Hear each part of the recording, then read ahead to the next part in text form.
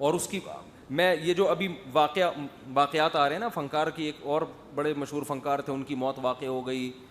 مجھے کسی نے کہا کلپ میں نے کہا یار یہ موتیں تو چلتی رہیں گی، یہ تو نیچرل ہے نا. آج میں پودے لگانے کے لیے نا وہ کھود رہا تھا، مجھے بڑا شوق ہے پودے لگانے کا. تو میں وہ بیلچے سے نا زمین کھود رہا تھا، اس میں آم کا پودا لگا رہا تھا. جب میں کھود رہا تھا تو میرے ساتھ کچھ لوگ لڑکے کھڑے ہوئے تھے. تو میں نے کہا دیکھو ایک دن آئے گا، میں نے یہ اپنے ایک لڑکا میرا شاگرد ہے ساجد نام ہے، میں نے کہا دیکھ تیری بھی قبر کھد رہی ہوگی ایک دفعہ، اسی طرح کھد رہی ہوگی. اور میں نے کہا میری بھی کھد رہی ہوگی، سامنے جنازہ پڑا ہوا ہوگا. بھائی اسی طرح بیلچے سے کھود رہے ہیں. درخت لگانے کا بھی وہی طریقہ ہے جو قبر کھودنے کا ہے. بھائی کھودنے کا اسٹائل تو دونوں میں کیا خیال ہے؟ ایک ہی سیم ہی ہوتا ہے.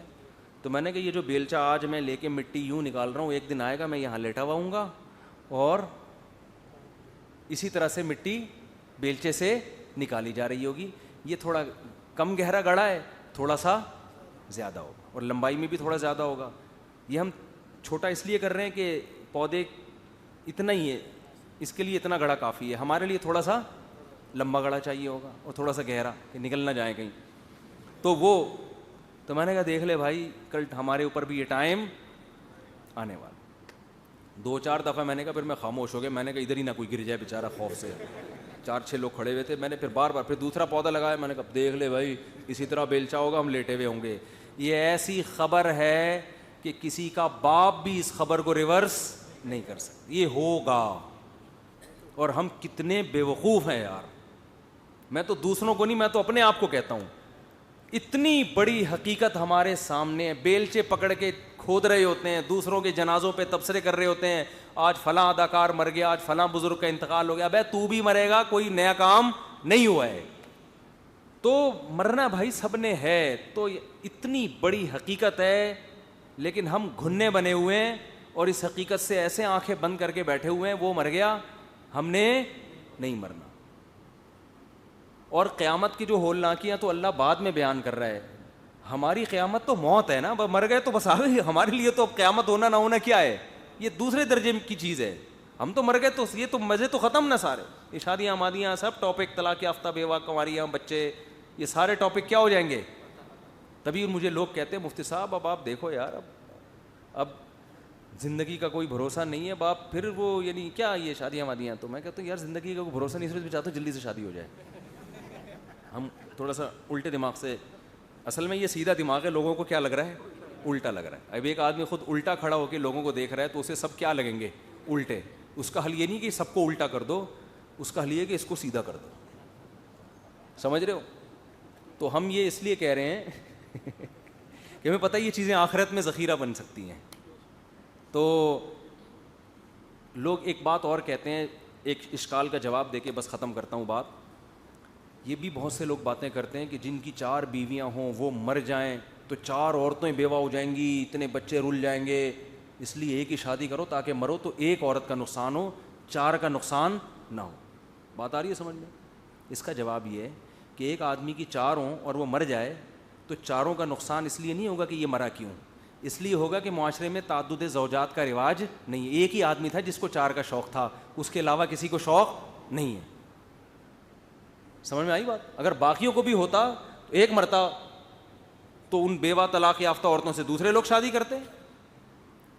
تو مرنے سے اسلامی معاشرے میں کبھی بھی کوئی عورت کے لیے مسئلہ کھڑا نہیں ہوا ہے. یہ ہمارے معاشرے میں اس لیے ہو رہا ہے کہ ایک آدمی اگر 4 کی بھی بالفرض لاہور میں کسی نے 4 کر لی، انا للہ ہو گیا اس کا، تو اس کی 4 جوان عورتیں جو برباد ہوں گی وہ اس لیے نہیں کہ اس کا انا للہ ہوا ہے، وہ اس لیے کہ معاشرے میں بیوہ عورتوں سے نکاح کا رواج ہے ہی نہیں.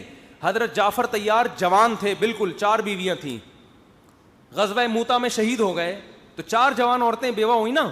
تو نبی نے یہ نہیں کہا کہ آج سے 4 شادیوں پر ہم پابندی لگا رہے ہیں کہ بھئی یہ تو ایک بیوی ہوتی تو ایک بیوہ ہو جاتی، چلو برداشت کریے، تو 4 عورتوں کا گھر اجڑ گیا. نبی نے کیا یہ نہیں کہا، بلکہ نبی کو معلوم تھا کہ معاشرے میں صحابہ کو میں اپنے عمل سے بتا چکا ہوں کہ زیادہ نکاح کرنے چاہیے.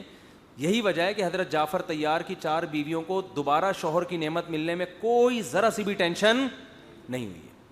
بڑے بڑے سرداروں کے عربوں کے رشتے آئے ہیں. حضرت ابو بکر نے نکاح کا پیغام بھیجا، حضرت علی نے نکاح کا پیغام بھیجا، اور پتہ نہیں کتنے صحابہ نے. کیونکہ حضرت ابوبکر پہلے سے میرڈ تھے, ان کو پتا تھا ایک نہیں اس کے بعد بھی ہو سکتی ہے, یہاں کرو دوسری.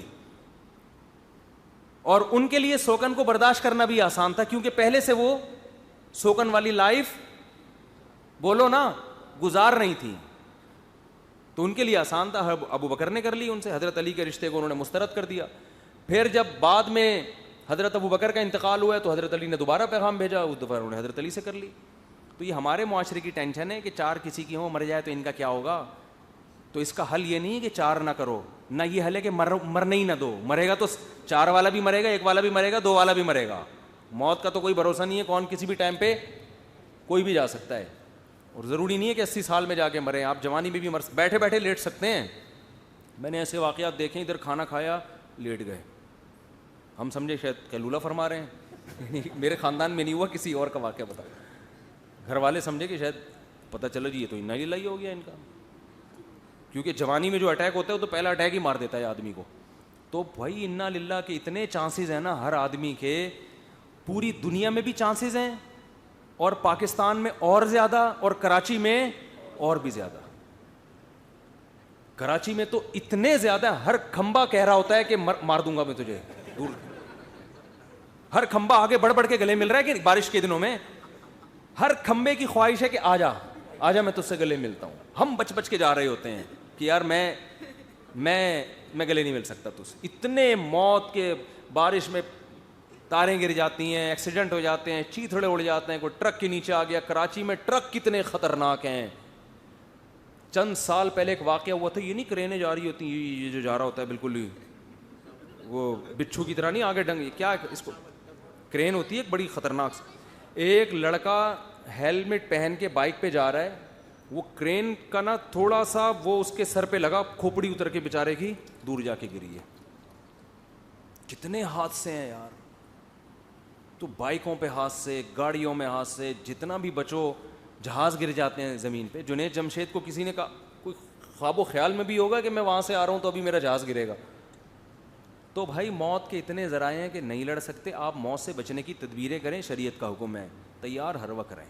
جب بھی کدال لے کے کھودا کریں نا, کوئی بولے بیٹا تو بھی کھدے گا ایک دن, بتا دوں میں. تو زیادہ دنیا سے دل لگانے کی بالکل بھی ضرورت نہیں ہے. عیاش آدمی بہت ٹینشن میں مرتا ہے دنیا سے جاتا ہے, وہ چھوڑنے کا دل نہیں چاہ رہا ہوتا.